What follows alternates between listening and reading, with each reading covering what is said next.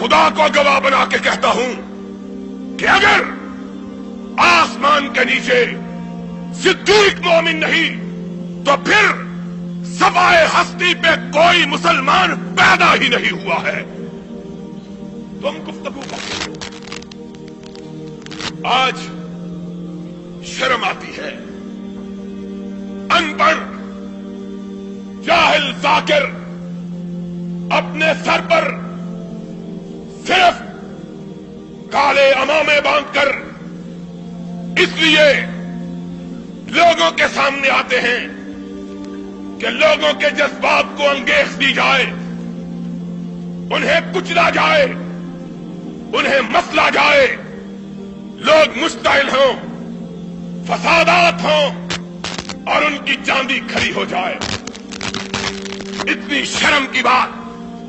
میں کہتا ہوں سب سے بڑا اس ملک میں آزادی اظہار کا قائل اور دائی اپنے اسٹیج سے کہتا ہوں، ہمارے نقطۂ نظر سے ہر شخص کو اپنے مذہب کے بیان کرنے کی آزادی ہونی چاہیے، لیکن مجھ سمیت کسی شخص کو اس بات کا حق حاصل نہ ہونا چاہیے کہ وہ کسی کے اکابر کو برا کہے، ان کو گالی دے، اور صرف کسی کے اکابر ہی کو نہیں، ان اکابر کو اور جن کی بڑائی کو تم نہیں مانتے نہ مانو، جن کی بڑائی کو محمد نے بھی مانا، محمد کے خدا نے بھی مانا ہے.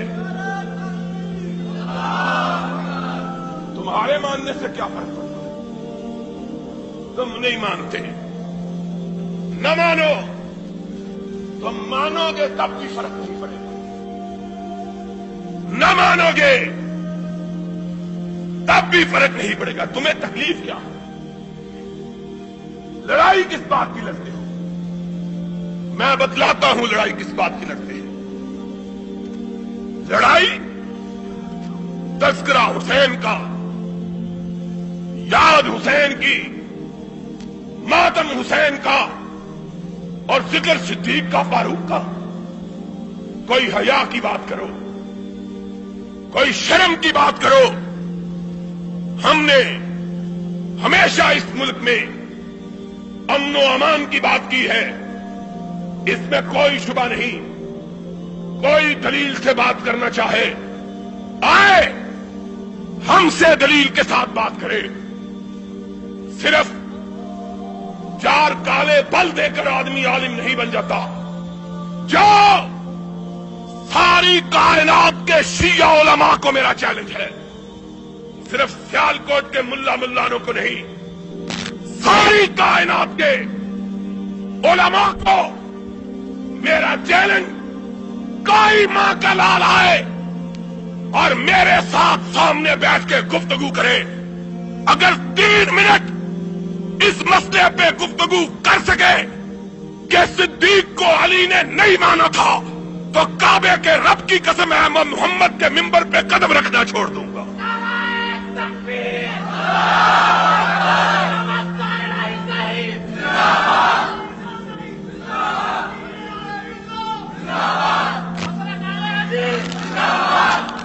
اگر کوئی چوڑا چمار نہیں مانتا نہ مانے، اس کے ماننے سے کیا فرق پڑتا؟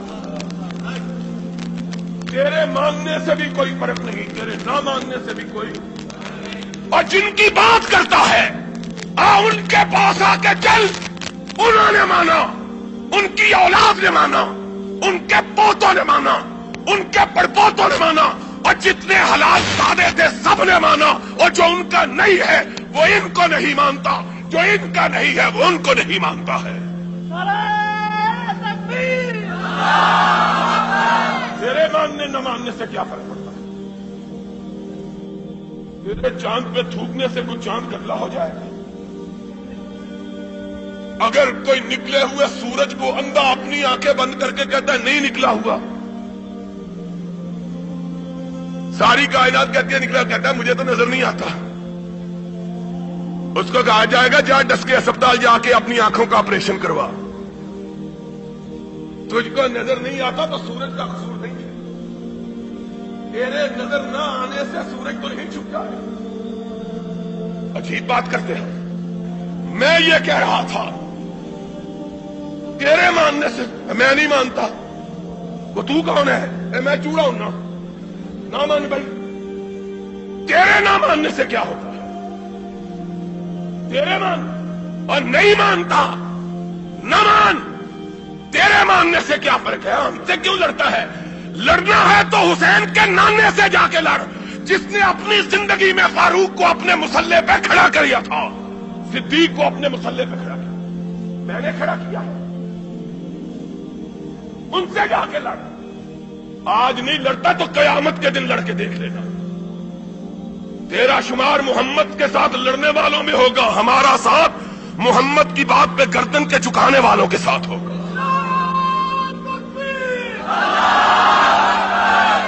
کہتے نہیں مانتا. تو کون ہوتا ہے نہیں مانتا؟ اور نہیں مانتا تو علی کو پوچھ اس نے کیوں مانا تھا. اور آج بات آئی ہے تو سن لو، یاد رکھنا بات کو. اور خدا کے فضل و کرم سے علماء کو مخاطب ہو کے کہتا ہوں کہ تم نے بھی یہ بات کبھی نہ سنی ہوگی. سن لو آج بات. نبی کی سنت کے 3 طریقے ہیں اس بات کے. سنت کہتے ہیں قولی سنت کو، نبی کے قول کو، نبی کے فعل کو، نبی کی تقریر کو. ایک بات نبی نے کہی وہ سنت ہے، کر کے دکھائی وہ سنت ہے، کسی کو کرتا ہوا دیکھ کے اس کو اس پہ ثابت رکھا وہ سنت ہے. آؤ اور میں تمہیں بتلاؤں. اور نبی نے ابو بکر کی امامت کو 3 سنتوں سے ثابت کیا ہے.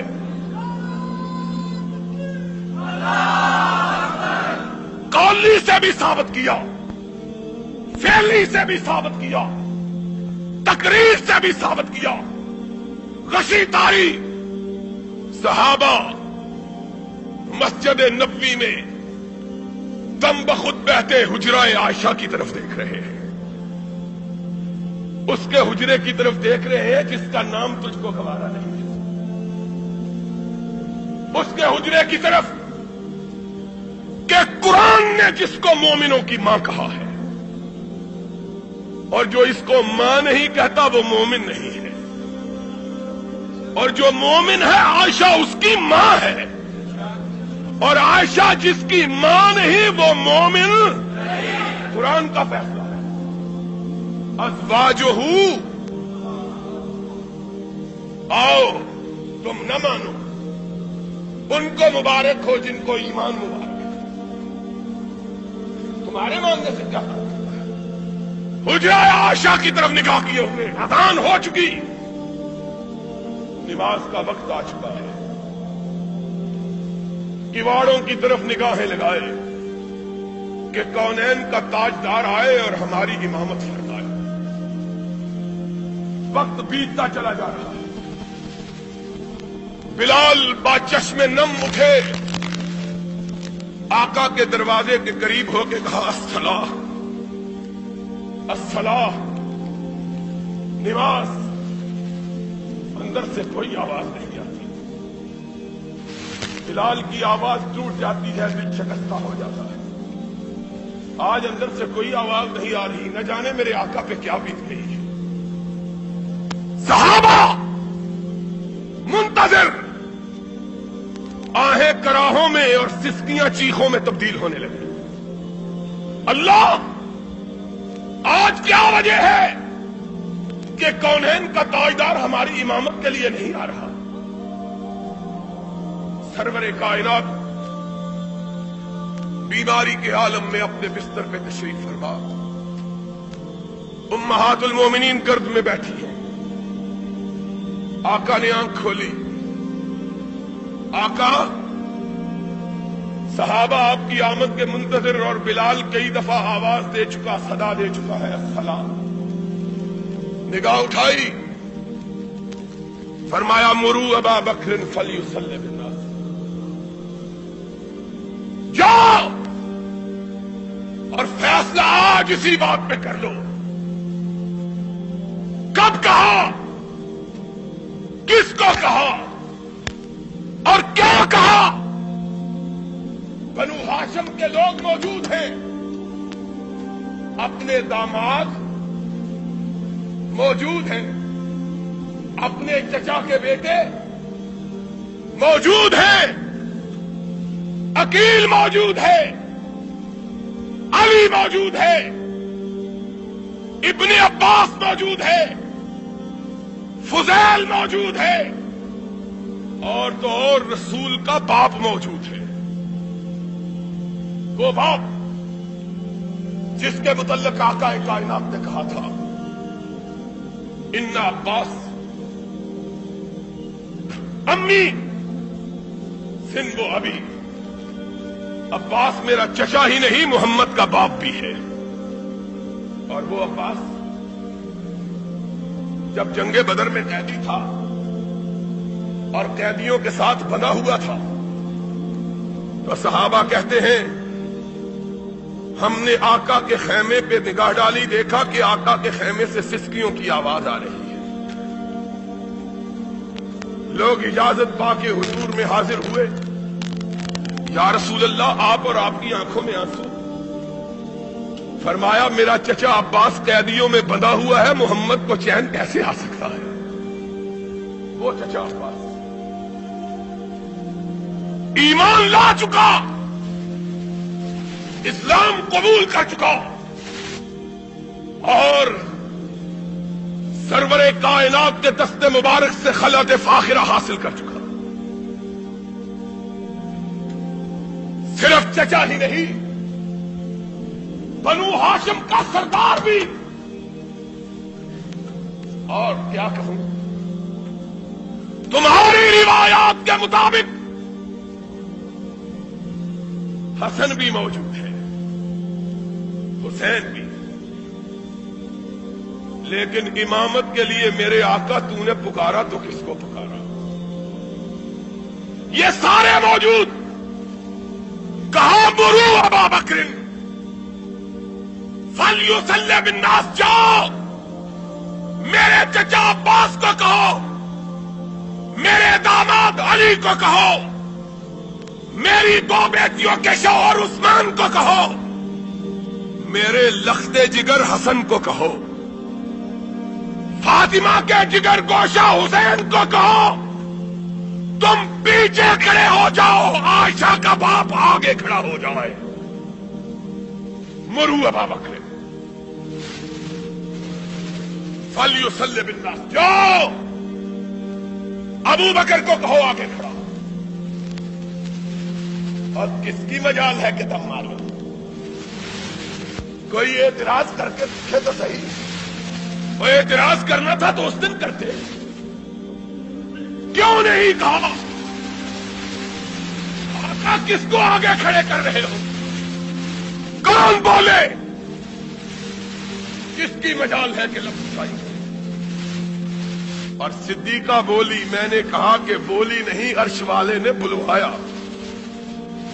تاکہ بات پکی ہو جائے۔ کہا یا رسول اللہ کسی اور کو کہہ دیجیے۔ نگاہ اٹھائی، فرمایا لا ينبغي لقوم ان يكون فيهم ابو بکر ان يؤمهم غيره، ابو بکر کے ہوتے ہوئے کوئی دوسرا محمد کے مصلی پہ کھڑا ہونے کی جرت کر سکتا ہی نہیں ہے۔ مرو ابا بکر فلیصلی بالناس، جاؤ میرے صدیق کو کھڑا کرو۔ ہائے ہائے، تیسری مرتبہ پھر خدا نے کہلوایا، آقا کسی اور مسئلہ کس طرح پکا کر رہا ہے؟ کہا یا اللہ والمؤمنون الا ابا بکر، فرش والے بھی نہیں مانتے، عرش والا بھی نہیں مانتا۔ فرش والے عرش والے ماننے تو اکیلے ابو بکر کو مانے۔ جاؤ ابو بکر کو کہو میرے مصلی امامت پہ کھڑا ہو جاؤ۔ بلال نے تب دستک دی، اندر سے ارشاد ہوا جاؤ میرے صدیق کو میرے جیتے جی میرے مصلی پہ کھڑا کر دو، کہ آنے والے جب